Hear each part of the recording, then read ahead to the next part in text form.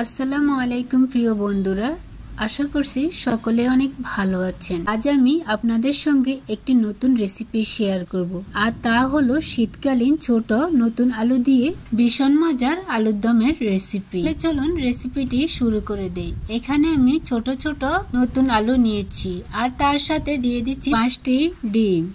এখন এতে দিয়ে দিচ্ছি পরিমাণ মতো সেদ্ধ করার জন্য পানি, আর দিয়ে দিচ্ছি স্বাদ মতো লবণ। এখন এটাকে আমরা চুলার উপরে বসিয়ে এটাকে সেদ্ধ করে নিব। একটু নেড়ে ছেড়ে লবণটা মিক্স করে নিয়েছি। এখন একটা ঢাকনা দিয়ে ঢেকে এটাকে সেদ্ধ করে নিব যতক্ষণ না আলুটা একেবারে নরম হয়ে আসছে। ঢাকনা দিয়ে এভাবে 15 মিনিট সেদ্ধ করে নেওয়ার পরে ঢাকনাটা তুলে দেখে নিচ্ছি এটা কেমন সিদ্ধ হয়েছে। এখনো মনে হচ্ছে এটা পুরোপুরি সেদ্ধ হয় না, তাই আবারও হালকা নেড়ে ছেড়ে এটাকে আবারও 15 মিনিটের মতো সেদ্ধ করে নিব। 30 মিনিট পরে ঢাকনাটা তুলে দেখতে পাচ্ছি আলুগুলো খুব ভালোভাবে সেদ্ধ হয়ে গেছে এবং পানি একেবারে শুকিয়ে নিয়েছি। আলুগুলো পুরোপুরি সেদ্ধ হয়েছে কিনা তা দেখার জন্য একটা কাঠি দিয়ে দেখছি যে এটা সেদ্ধ হয়েছে কিনা। তো ভালোভাবে এটা সেদ্ধ হয়ে গেছে। সবগুলো আলুর খোসা ছাড়িয়ে নিয়েছি এবং ডিমেরও খোসা ছাড়িয়ে নিয়েছি। এখন রান্না করার জন্য চুলায় চলে যাচ্ছি। চুলায় একটা কড়াই বসিয়েছি। কড়াইতে 3 টেবিল চামচ সয়াবিন তেল দিয়ে দিচ্ছি। তেলটা গরম হয়ে আসলে হালকা, তখনই দিয়ে দিচ্ছি 2টো তেজপাতা এবং 3টে শুকনো মরিচ, সাথে দিয়ে দিচ্ছি পেঁয়াজ কুচি। এখন এই সবকিছুকে একটু তেলের সাথে ভেজে নিব। পেঁয়াজটা নরম হওয়া পর্যন্ত এটাকে ভেজে নিব। অনেকটা নরম হয়ে গেছে। এখন দিয়ে দিব এখানে বাটা মশলা। এখানে দিয়ে দিচ্ছি আদা রসুন বাটা 1.5 টেবিল চামচ। পেঁয়াজের সাথে এই আদা রসুন খুব ভালোভাবে ভেজে নিব যেন এর কাঁচা গন্ধ না থাকে। যখন এটা খুব ভালোভাবে ভেজে নেওয়া হয়ে যাবে তখন এতে দিয়ে দিব সামান্য পানি। এখন আবার এটাকে নেড়ে ছেড়ে মিশিয়ে নিচ্ছি। এখন এতে দিয়ে দিব 1.5 চা চামচ হলুদ গুঁড়ো, তার সাথে দিয়ে দিচ্ছি স্বাদ মতো লবণ। এখন আবার এটাকে নেড়ে ছেড়ে মিশিয়ে নিচ্ছি। এখন এই সব কিছুকে আবার একটু কষিয়ে নিব।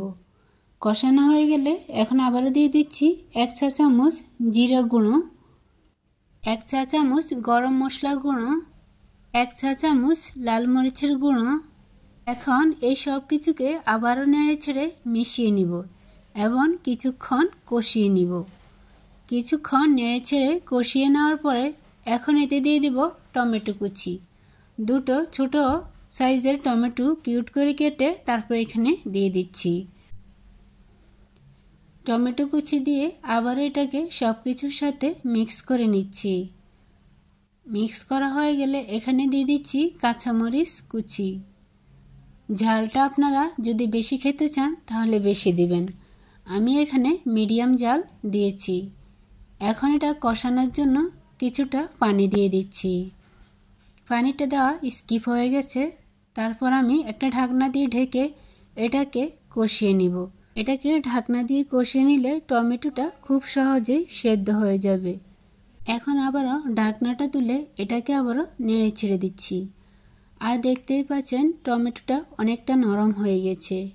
এই টমেটোটা গলিয়ে নিলে খুবই ভালো হবে। মশলাটা কষানো হয়ে গেছে। এখন এতে দিয়ে দিচ্ছি সেদ্ধ করে নেওয়া আলু এবং ডিম। ডিমগুলো আমি সরিয়ে নিচ্ছি। আগে এই মশলার সাথে আলুগুলো কষিয়ে নিব। এখন যদি ডিমগুলো দিয়ে দেওয়া হয় তাহলে কিন্তু ডিমগুলো ভেঙে যাবে, তাই আমি ডিমগুলো শেষে দিয়ে দিব। এখন এই মশলার সাথে আলু খুব ভালোভাবে মিক্স করে নিচ্ছি। মশলার সাথে এটাকে খুব ভালোভাবে নেড়ে ছেড়ে মিশিয়ে নিয়েছি।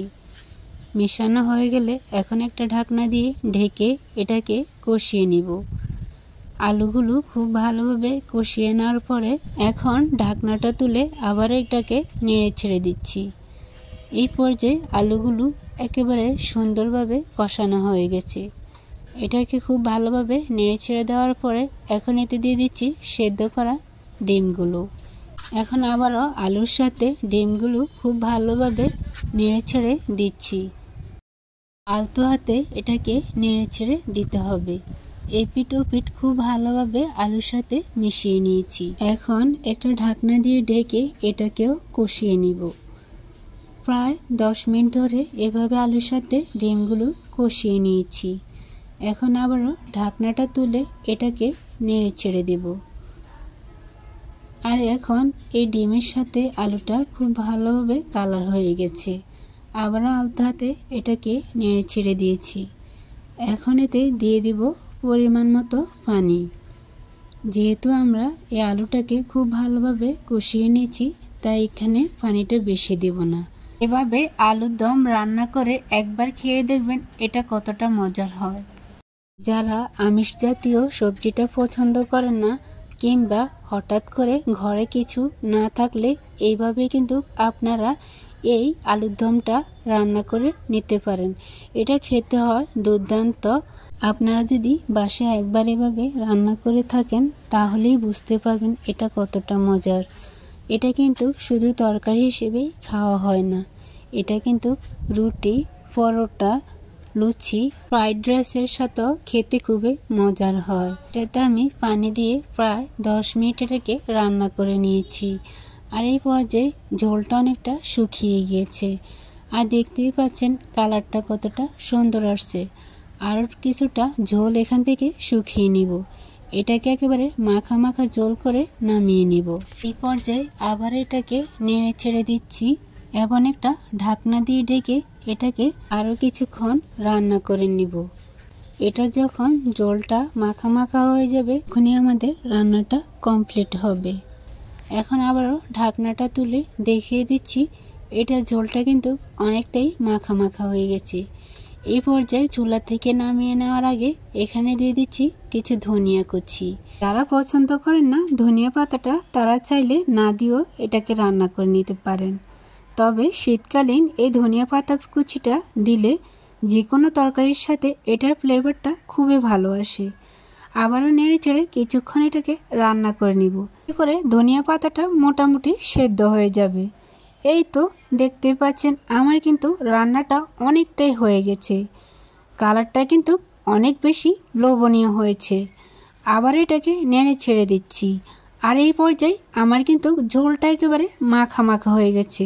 গ্রেভিটা দেখে বুঝতে পাচ্ছেন এটা কতটাই লোভনীয় হয়েছে। এভাবে রান্না করে আপনারা এই আলুর দমটি রুটি, লুচি, ফ্রাইড রাইস এমনকি ভাতের সাথেও খেতে পারেন। দর্শক বন্ধুরা, ভিডিওটি এই পর্যন্তই। সবাই ভালো থাকবেন, সুস্থ থাকবেন।